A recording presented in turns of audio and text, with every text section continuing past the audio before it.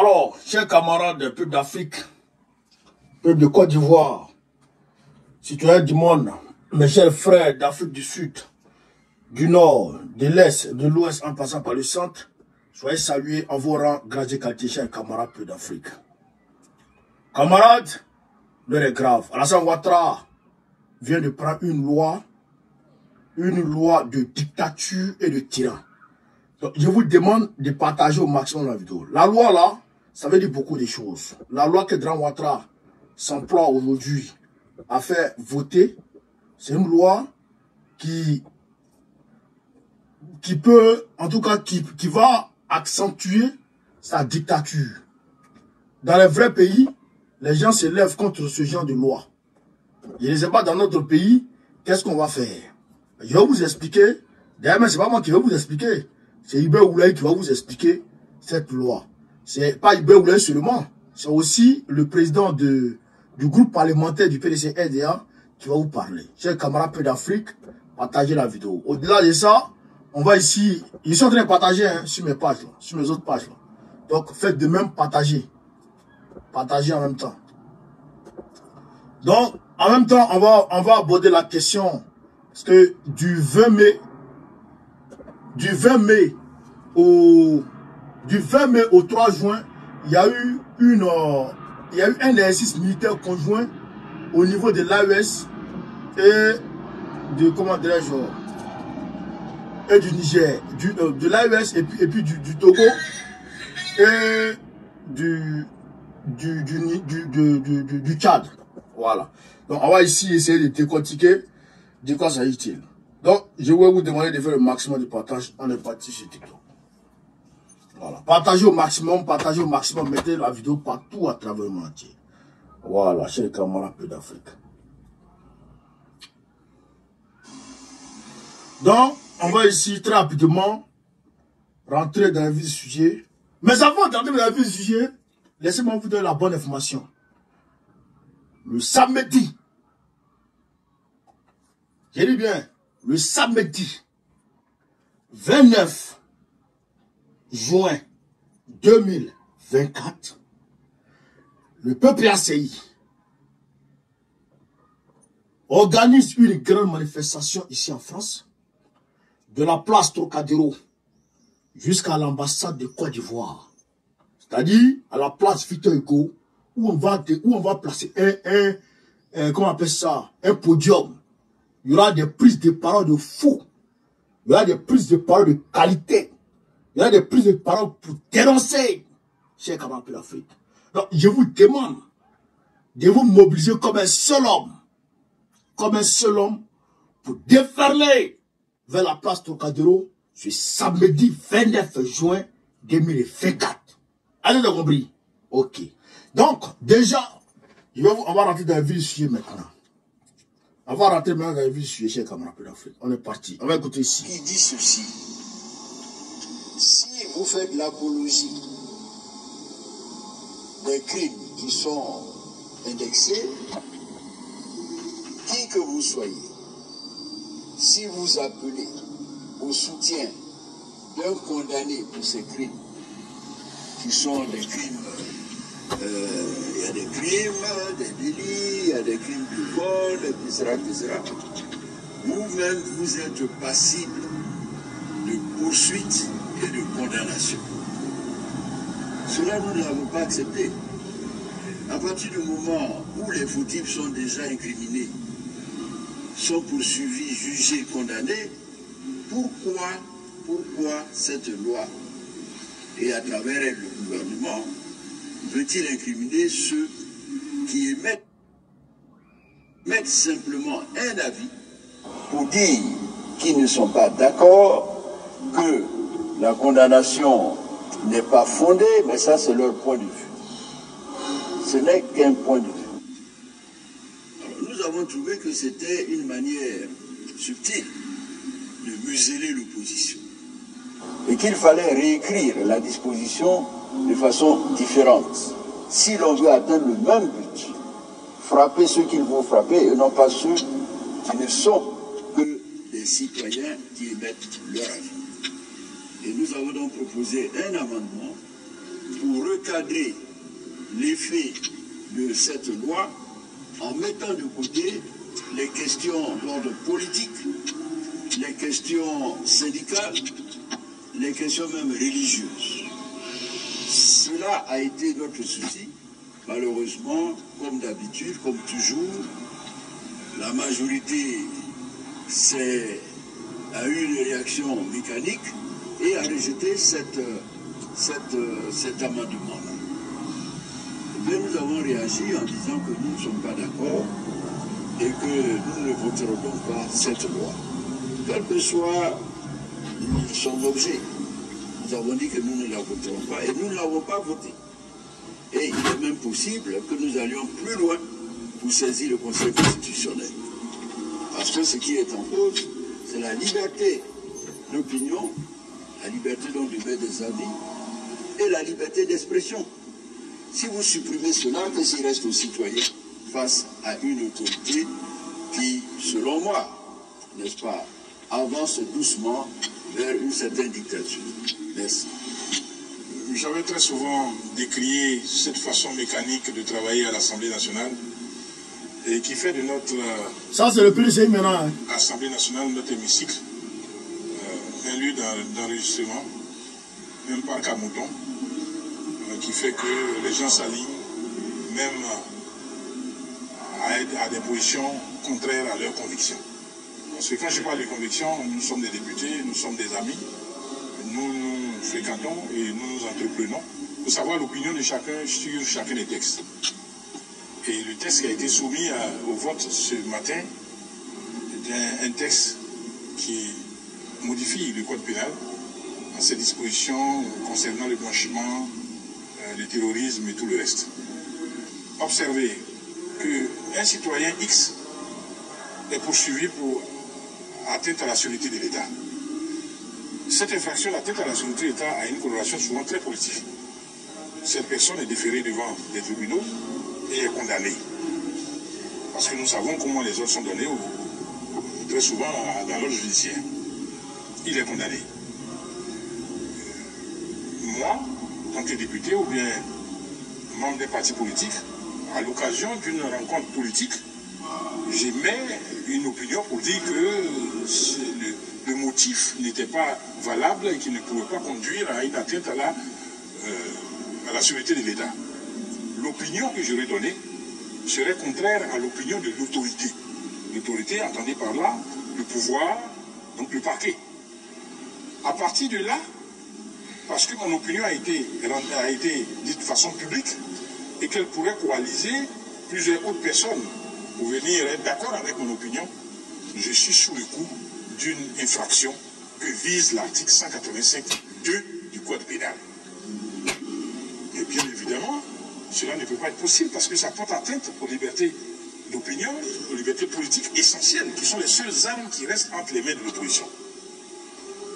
Alors le PDCI a décidé, après avoir analysé la proposition d'amendement qui avait été faite par le PPACI, qui nous demandait de sortir une réserve à cet article, pour dire simplement que les questions d'opinion politique, syndicale, religieuse et autres ne sont pas concernées par la prescription de l'article 185.2. Le PDCI a choisi de suivre cette prescription parce qu'elle nous préservait tous contre l'arbitraire de l'État. L'arbitraire de l'État. Bien évidemment, c'est assez malheureux pour ceux qui viennent de commencer peut-être à l'Assemblée nationale, bien que ceux qui encore ont l'ambition de venir y travailler comme députés. Je ne parle même pas de majorité mécanique, mais des députés qui suivent des opinions, des textes, des prescriptions qui sont contraires à leurs opinions. Mais ces députés l'affirment clairement. Je ne suis pas d'accord, mais qu'est-ce que tu veux que je fasse? Et où va donc le pays? Où va donc l'Assemblée nationale? Où va l'Assemblée nationale? On nous a objecté que l'article 185 avait été rédigé depuis 1981. Mais en 1981, il n'y avait pas de multipartisme. Il y avait un unanimisme qui permettait une telle pratique. Maintenant que nous sommes tous d'accord et que s'exprime la soi-disant démocratie ivoirienne, mais attendez, ne muselez pas en venant créer subversivement des infractions qui seraient poursuivies contre les militants de l'opposition. Parce qu'une loi en légistique, lorsqu'on a rédigé un texte, on fait en sorte de laisser le moins possible d'espace à l'interprétation pour que le juge n'aille pas de son opinion condamner qui il veut. Or, le texte qu'on nous a proposé permettait d'aller vers ces infractions, les droits politiques, pour venir les sanctionner. Le PDCI a dit non. Nous savons que la Côte d'Ivoire doit subir l'audit de ces textes, l'audit de ces engagements internationaux, très bientôt. Il lui était intéressant que l'ensemble des députés lui fait chorus pour que ces lois soient votées à l'unanimité. Mais avec de telles pratiques, le PDCI ne peut pas s'accorder avec des textes qui sont liberticides. Le texte de l'article 185, alinéa 2 qu'on nous a proposé, permet de sanctionner l'opposition, de sanctionner nos libertés de parole, nos libertés d'opinion. Et cela, le PDCI ne peut pas l'accepter. C'est pourquoi le PDCI, à l'unanimité de son groupe parlementaire, a décidé de voter non. Et nous avons voté non. Ils peuvent voter leur loi avec leur majorité mécanique. Mais la conviction est que nous défendons les libertés, et nous restons très libres en conscience par rapport à ces libertés-là. C'est cela que nous devons dire.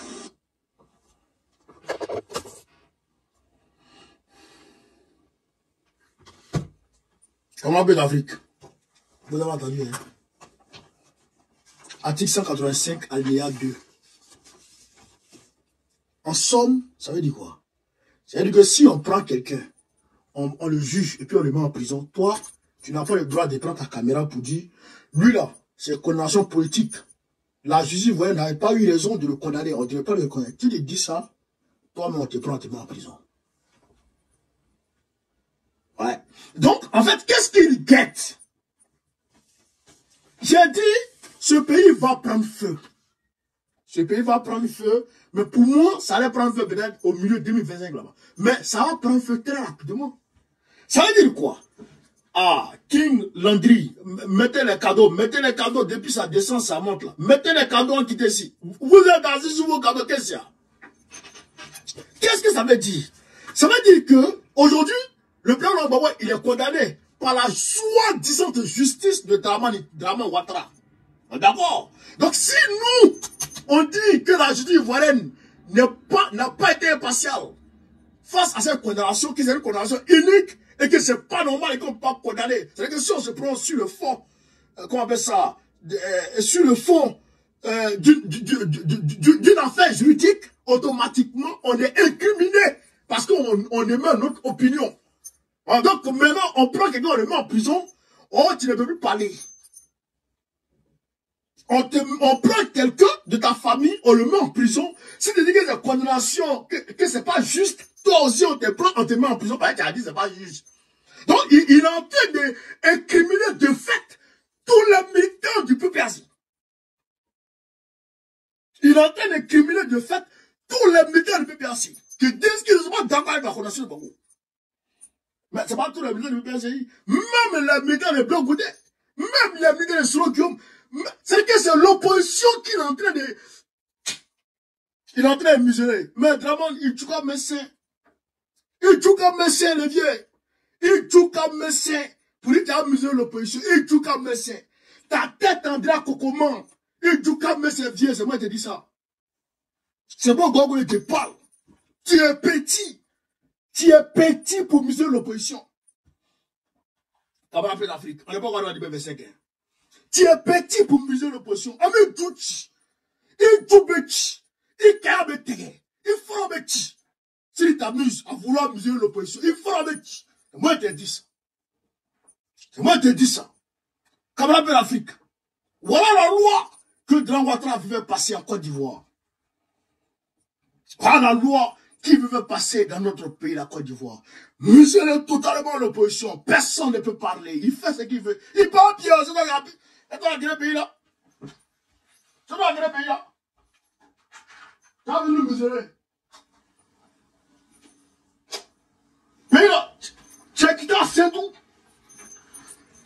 à Saint-Doux, en 1989, pour venir dans ce pays. On t'a donné une maison. Le papa de Daniel Boni Claverie, monsieur Boni Claverie, on t'a donné son ancienne maison. 300 millions de francs CFA. Il faut en plus pour te donner.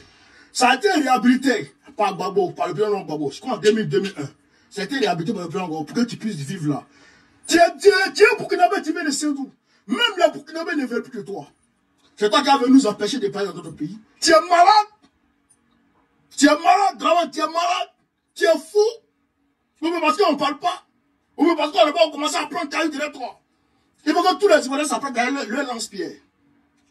Chaque Ivoirien est un lance-pierre. Chaque Ivoirien est un lance-pierre. Et avec ses pierres de sa poche. Amignon Djoufra. Amignon Djouchi. Toi, tu es qui? Toi, tu es qui et puis on ne parle pas. Dans notre pays. C'est ton pays? C'est ton pays? Quand on a vu l'Afrique, est-ce que c'est son pays, Draman? C'est pas ton pays, c'est notre pays. On ne peut plus parler dans notre propre pays. Hein? Le maire de Pogoué, Emou Sylvestre, il n'est pas content des démolitions. Des démolitions des foyers des gens. Des démolitions sauvages des foyers des gens. Partagez la vidéo, mettez les cœurs, mettez les étoiles, mettez les cadeaux. Le maire de Pogoué, Sylvestre Emou, au déguerpi du quartier abattoir. Moi, je suis convaincu d'une chose. C'est que tout se perd sur cette terre. C'est-à-dire que le maire lui-même, c'est-à-dire que après avoir exprimé ses regrets de n'avoir pas été associé à l'opération de déguerpissement des populations du quartier abattoir de Pogoué, initié par le ministre-gouverneur Cissé Bakongo, le maudit, le délinquant, le coupeur de route, le maire Sylvestre Emou est allé à la rencontre des déguerpis le mercredi 5 juin 2020.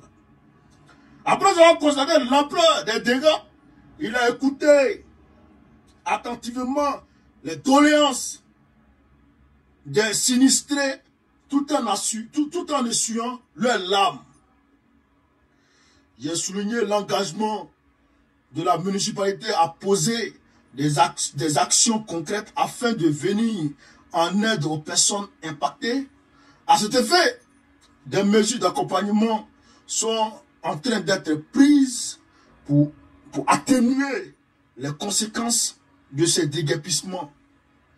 Un recasement provisoire dans les écoles publiques disponibles de la commune, dans les écoles publiques disponibles de la commune sera effectué, accompagné de dons et de vivres en articles de première nécessité. En un mot, tout sera mis en œuvre pour porter assistance à nos populations actuellement en souffrance, a-t-il indiqué avant de lancer dans une vidéo circulant sur les réseaux sociaux. Emou Sylvestre, il est dépassé par les événements. Ils viennent casser dans ton quartier et puis ils ne te disent pas. C'est l'arrogance à outrance. L'arrogance à outrance. L'impolitesse caractérisée. L'insolence caractérisée par Draman Ouattara et ses SBI. Par Draman Ouattara et ses SBI. Je salue les jeunes qui ont résisté. Je salue leur courage. Je loue leur courage. Je suis d'accord avec eux. Et je demande à tout le monde de résister face à la barbarie dramanissanaise. De résister. Résister parce que tu ne résistes pas, tu résistes. Voilà ce qui arrive. Tu as peur, tu n'as pas peur.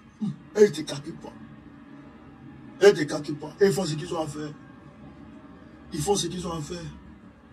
J'ai un peu l'Afrique, le Mali, le Burkina, le Niger, et le Tchad et le Togo sont en phase. Ils n'ont pas encore exprimé, mais il se pourrait qu'ils naisse un nouveau G5 Sahel. Pourquoi il dit ça? Parce que ces 3 pays-là, ces 5 pays autant pour moi, ont mené un exercice militaire conjoint du 20 mai au 3 juin. C'est-à-dire 14 jours d'affilée.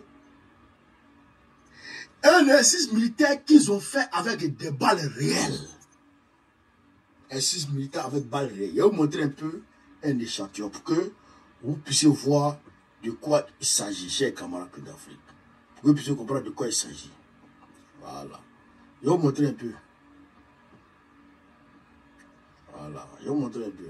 Unité du 20 mai au 3 juin 2024 s'est tenue à Tilia, région de Taoua, au Niger, l'exercice militaire commun Taranakal qui signe. Mutualiser les moyens pour faire face à la menace terroriste, c'est l'idée qui sous-tend l'exercice commun Taranakal au Niger. Taranakal qui signifie littéralement l'amour de la patrie. Durant 2 semaines d'intenses exercices grandeur nature, Ouais, les Tchadiens. 1500 hommes des armées du Niger, du Mali, du Burkina Faso, du Togo et du Tchad, une trentaine de scénarios ont été stimulés. Des embuscades aux assauts en passant par la réponse aux engins Bref. improvisés. Bref. Vous l'avez vu? Vous l'avez vu? Chers camarades. Ou encore les secours aux blessés en situation de coma. Vous avez vu, non? Donc, c'est-à-dire qu'aujourd'hui, le Tchad même est revenu dans le panafricanisme. Est-ce que vous voyez ça? Le Tchad est revenu dans le panafricanisme. Vous voyez, non? C'est-à-dire que le Tchad est revenu dans le panafricanisme. J'ai fait écouter ici les propos du ministre de la Défense, du ministre des Affaires étrangères tchadien. En répondant à un journaliste qui lui pose la question de savoir le rapprochement du Tchad avec la Russie, est-ce que ça ne va pas jouer sur les relations, sur la qualité de la relation entre le Tchad et puis la France? Vous allez écouter la réponse du monsieur. Je vais faire passer un peu pour ne pas prendre trop de temps. Voilà. Je suis très étonné, peut-être que je vous invite à regarder l'histoire du Tchad et à voir nos relations avec la Russie. Pourquoi ça n'a pas remis en cause nos relations avec la Russie, avec la France depuis 60 ans? Pourquoi? Parce qu'on intensifie les relations avec la Russie, ça peut remettre en cause nos relations avec la France. Je ne vois pas le rapport. La France et le Tchad ont des liens séculaires, historiques, nous continuons ces liens, mais nous ne sommes l'otage de personne, ni de la France, ni de la Russie, ni d'aucune puissance ou d'aucun pays. Vraiment, je trouve votre question un peu difficile à comprendre, à moins que il y a des sous-entendus que vous n'avez pas dit. Mais la position du Tchad est claire. Nous sommes un pays souverain, nous tenons chèrement à notre souveraineté et nous développons les relations avec qui nous voulons. Et nous continuons à entretenir des relations avec qui nous voulons. C'est ça qui s'appelle la souveraineté nationale. Je suis un peu étonné de votre question. Avant de laisser le ministre continuer, je voudrais rebondir sur l'histoire. Je vais vous montrer ici Sergei Lavrov. Voici Sergei Lavrov, ouais. Voilà. En fait, c'est une conférence de presse entre lui et puis Sergei Lavrov. C'est là il a dit ça. Frère, non, moi je suis étonné. C'est-à-dire que le Tchad a fait un revirement à 180 degrés. 360 degrés. 360 degrés pour revenir. Actuellement là, non. C'est la Russie ou rien. Ouais. Mais vous êtes sans ignorer que la dernière fois, la semaine dernière, les soldats russes ont aidé les soldats tchadiens à aller libérer des otages aux mains des terroristes. Vous savez ça quand même. Donc, quand tu mets bout à bout cette affaire-là, la libération des soldats, plus l'exercice militaire conjoint avec l'AES et le Togo, plus les propos là, ces propos du ministre des Affaires étrangères là, ça fait beaucoup. Je me rappelle, en juillet pour passer, il y a un monsieur qui a été mis en prison. Il a été pris notamment parce qu'il a osé insulter, dénoncer, s'insurger à faire l'argent contre un soldat français qui a tué un Tchadien. Mais ce soldat français, j'ai oublié même d'aborder ce sujet, ce soldat français qui a tué, selon lui, comment on appelle ça, en situation de légitime défense, voilà, parce qu'il s'est dit, il a dit qu'il était attaqué, donc il s'est défendu. Selon lui, en situation de légitime défense, il est quand même, le Tchadien est mort. C'était un médecin soldat. Le français, là, c'était un médecin soldat. Donc, il a tué le soldat voilà, Tchadien. Mais notre gars, là, il s'est essuyé face à ça.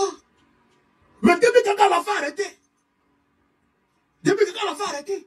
Mais aujourd'hui où je vous parle, ce militaire français, où est-ce qu'il est? Où est-ce qu'il est? Ils l'ont envoyé à Fréjus, comment on appelle ça? À la France, à la prison de France, c'est ma mémoire bonne. Et le gars, il s'est suicidé en prison. Oui, c'est comme ça que c'est passé. En mois de mai, là, il est mort, il s'est suicidé en prison. En mois de mai. Parce qu'il l'a mis en prison ici. Mais pourquoi on l'a mis en prison? Parce qu'en réalité, la tension était montée au Tchad. Parce que la Russie, quand début que il est parti en Russie, puis il est revenu, il a changé. Il est devenu une autre personne. Et Poutine, quand il t'invite, lui te montre film. Lui, tu t'assois et puis tu as film. Il te fait écouter les appels téléphoniques. Il te fait lire les mails. Lui, ce n'est pas une histoire de non, t'as dit ça. Non, assois-toi. Voilà ce qui se prépare dans ton pays. Voilà les rencontres qui sont déroulées dans ton pays. Tapoter. Mettez les cadeaux. Où sont passés les cadeaux là? Tapoter. Lui te montre. Voilà. Et ce qui s'est passé, ce qu'il a fait avec Déby Kaka. Depuis Déby Kaka a quitté la Russie. Puis il est venu. Normalement, il devrait venir en France avant d'aller à Djamena. Mais il a fait direct Djamena. Il a zaï la France. Donc depuis lors, Déby Kaka n'est plus le même. Vous avez vu, lors des élections, il a fait venir officiellement 129 soldats russes. Officiellement, non, pas officiellement. Bon, ce que l'on a su, ce qui a été entendu par le grand public, à peu près 129. Mais ce n'est pas 129 seulement. Il y a des centaines de soldats russes. Vous comprenez ça? Donc aujourd'hui, mais chez moi sur Macron, c'est fini ça. C'est fini ça. Donc il reste maintenant à dégager les soldats français qui sont au Tchad. Et demande si, à nos gars de l'AES, c'est vrai, nous voulons l'unité africaine. Nous voulons les États-Unis d'Afrique. Nous sommes euphoriques quand on vous voit vous unir entre les leaders. Nous sommes contents. Mais demandez à Déby Kaka de faire dégager l'armée française. C'est ça qui est normal. Aussi, demandez à Faure Gnassingbé de travailler pour son peuple. Et puis Déby Kaka, le peuple du Sud, les Tchadiens du Sud, là, les chrétiens du Tchad, là, ils sont trop marginalisés. Ils sont trop maltraités. Ils sont trop brimés. On n'est pas d'accord. Il faut revoir ça. Et Faure Gnassingbé, les Togolais qui ne sont pas de son ethnie sont brimés, sont maltraités, sont chosifiés. Ils ont faim, ils ne mangent pas. On n'est pas d'accord avec ça. Il faut revoir ça. Voilà. Chers camarades d'Afrique, Je déclare ouvert le panel sur TikTok. Ceux qui veulent participer au panel, envoyez vos invitations, on va les accepter. Sur ce, chers camarades de l'Afrique, on va aborder la question géopolitique. Aujourd'hui, Poutine a déclaré que tous les, comment on appelle ça, tous les instructeurs occidentaux qui vont s'aventurer sur le territoire russe, il va les tuer tous. Même s'ils ont porté le drapeau français, il va les tuer. Poutine a dit ça à travers son porte-parole Dmitri Peskov. Et il a dit autre chose. Et lui, on dit, les Occidentaux ont dit qu'ils vont donner des armes, ils vont autoriser l'Ukraine à utiliser les armes occidentales pour frapper le territoire russe en profondeur. Il dit, si les Occidentaux font ça, lui aussi, il va donner des armes à des pays tiers pour bombarder les intérêts de l'Occident à travers le monde. Donc, c'est-à-dire qu'on ne sait jamais, peut-être que la crise de Cuba va refaire surface. Qui sait? Dieu seul. Donc, voilà, entre autres, la tête nationale. Aujourd'hui, ils sont en train de faire la 80e commémoration du débarquement de Normandie. Voilà. Le débarquement de Normandie. Quand les Américains sont venus sauver la France, ils ont débarqué à Normandie d'abord. Je crois qu'il y avait 34 000 soldats américains. Il y a beaucoup qui sont morts. Je crois qu'il y a 10 000 qui sont morts sous les balles allemandes, les balles nazies. Et maintenant, voilà, les Américains, maintenant, ils ont pu récupérer, on va dire, la France. Mais, ils n'ont pas invité la Russie. Ils n'ont pas invité la Russie. Ils ont invité l'Ukraine. Comme si l'Ukraine existait en tant que pays. C'est quoi ça? Mais, soit vous commémorez ou vous laissez. Vous ne pouvez pas politiser la commémoration. Pourquoi vous ne faites pas venir la Russie? C'est la Russie qui a fait plier les Allemands. Oui. C'est la Russie qui a fait plier les Allemands. Deux batailles principales. À Stalingrad et à Kursk. Quand les Russes ont frappé les Allemands là-bas, mais c'est fini. Tapotez, mettez les cadeaux. Vous comprenez ça? Quand les Russes ont frappé les Allemands là-bas, et ils les ont frappés encore en course, mais c'est fini. Les Américains sont entrés dans la guerre quand la Russie a fini de faire ça. 41-42. Quand la Russie a fini de changer le cours de la guerre. Et la Russie a fait des prisonniers, des centaines de milliers de prisonniers. Avec un officier de haut rang de l'Allemagne. Et quand la Russie a fait ça, quand les Américains ont vu ça, c'est là qu'ils ont commencé à faire. Mais les Américains ne sont même pas venus en guerre ici. Ils ne sont pas venus en guerre. D'abord, c'est en 1944, où ils savent que c'est fini, l'Allemagne ne peut plus gagner. Et qu'ils sont venus.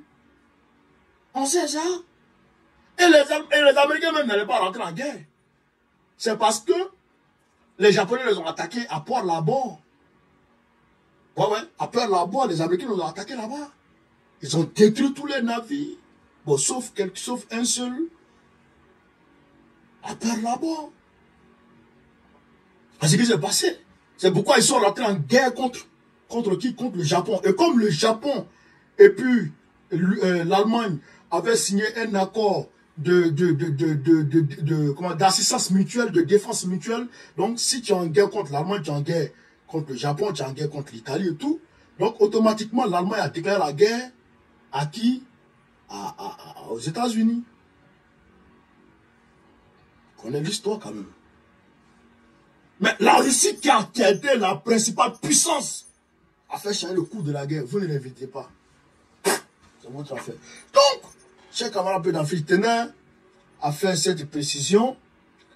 pour qu'on soit au même diapason d'informations. Voilà. Au niveau de Gaza, les Américains disent qu'ils vont proposer, ils vont faire une proposition de résolution aux Nations Unies pour la paix là-bas. Pendant qu'ils font ça, ils ont le Sénat, le Congrès américain a voté une loi, on va dire, pour réprimer les magistrats de la CPI qui ont osé demander à ce qu'on lance un mandat d'arrêt contre Netanyahou. Ils disent que ceux qui ont osé, les magistrats de la CPI qui ont osé demander à ce qu'on lance un mandat d'arrêt contre Netanyahou, là, ils vont les sanctionner. C'est-à-dire que eux, puis les enfants, ils ne pourront plus voyager parler aux États-Unis. Et puis même leurs chitons qui est aux États-Unis, ils vont geler. Ah, les Américains. À bas Joe Biden. À bas l'impérialisme américain. À bas les terroristes. Ça, j'ai rien dit. À bas Joe. Papi Joe. À bas Papi Joe. Vive Trump. Que je demande à tous les Afro-Américains d'aller voter Trump. Ne regardez pas Trump, il n'aime pas ceci, il n'aime pas cela. Trump est mieux que cela. Trump, là, il est mieux pour le continent mère. Trump est mieux pour le continent. Joe Biden est nocif pour le continent. Il n'est pas bon pour nous. Il n'est pas bon pour nous. Ça, il tenait à le dire très sincèrement pour que les Africains comprennent ça. Voilà. Donc, chers camarades d'Afrique, au Soudan, ça finit pas. La guerre finit pas. Il y a eu 100 morts aujourd'hui. 100 morts aujourd'hui. Donc, c'est grave. C'est grave. On demande à Al-Bourhan et Emeti de trouver un terrain d'entente et de se calmer avec cette guerre. Parce que c'est trop grave. Il y a les combattants tchadiens qui sont là-bas. On ne sait même pas ils combattent de quel côté. Hein? L'Arabie Saoudite, l'Égypte, les États-Unis et puis la Russie qui sont là-bas. Les États, naturellement, ils vont parler du Soudan. Bien sûr. Au Tchad, là, ils vont parler du Soudan. La Russie et puis Séguel et puis Déby Keka, ils vont aborder la question soudanaise. Parce que c'est grave. C'est grave. C'est grave. Les gens de là-bas, là, ils sont trop bêtes.